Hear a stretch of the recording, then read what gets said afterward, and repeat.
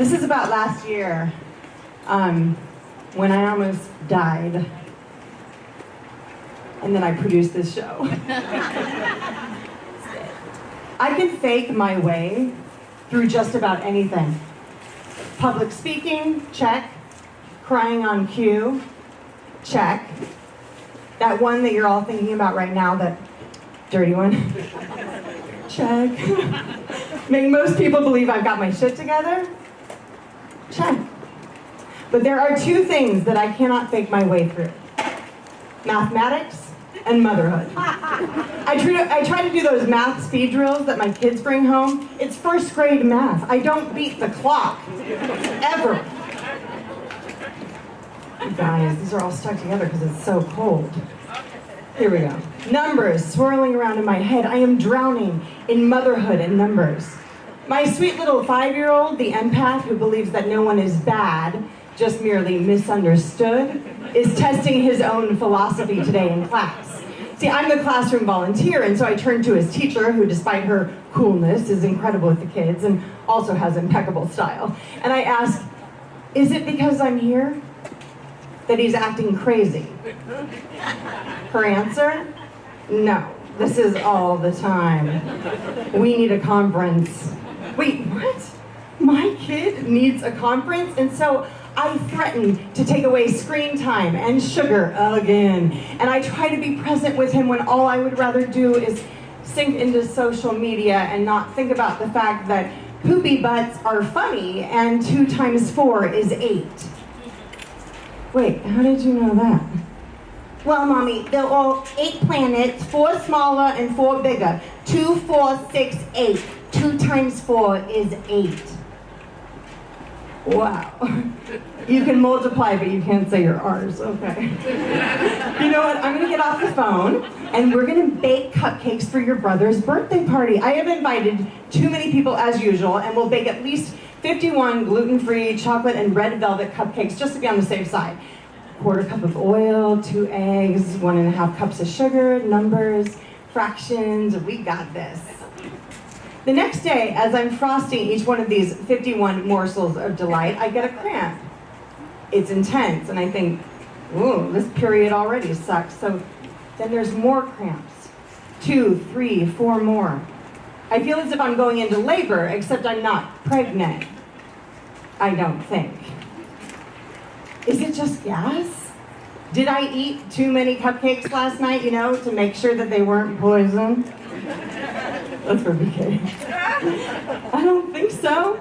I take 2 Pepto-Bismol tablets and I lie down just for a minute. I calculate, if I head to the ER now, I can be in and out in time to make the party if it's just gas. God, it is so embarrassing to go to the ER for gas.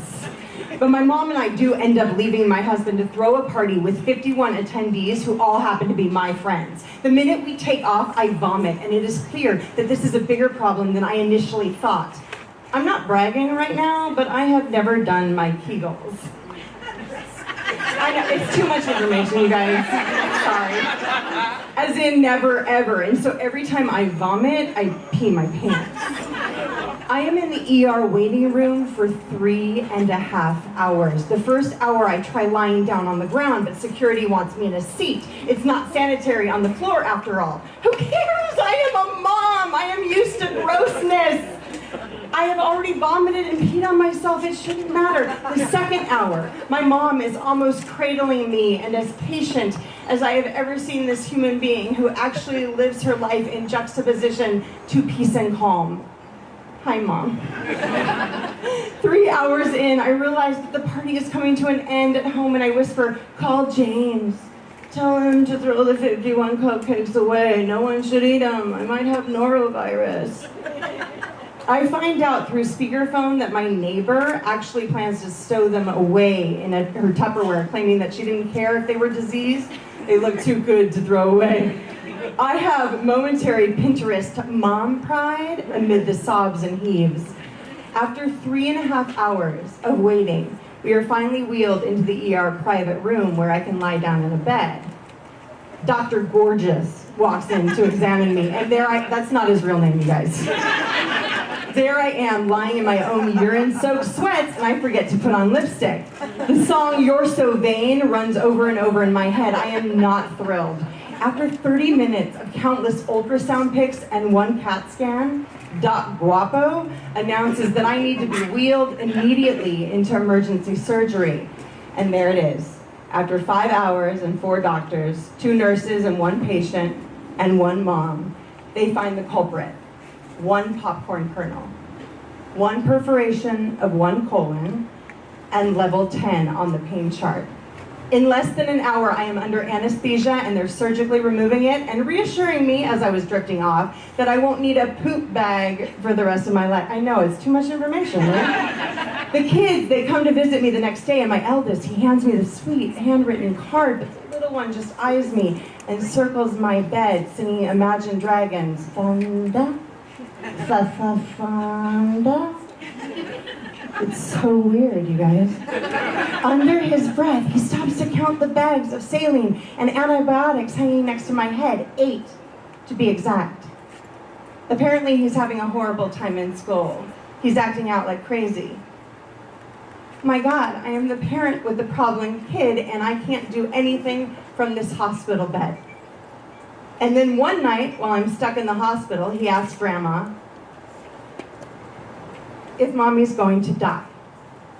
I personally haven't really thought about it, because death doesn't seem to be an option in my overly packed and busy life.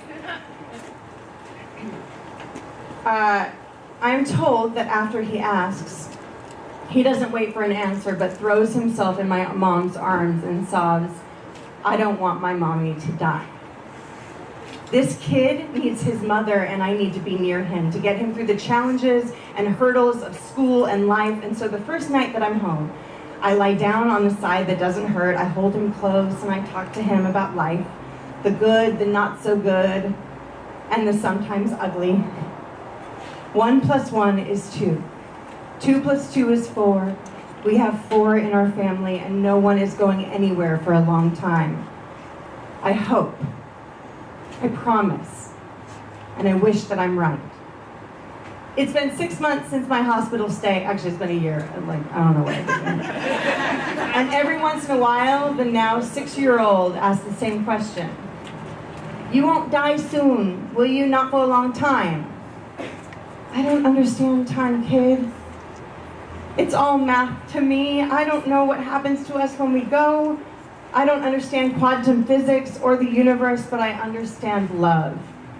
And I promise you, I will love you forever. And forever is, he chimes in, infinity numbers? Yes.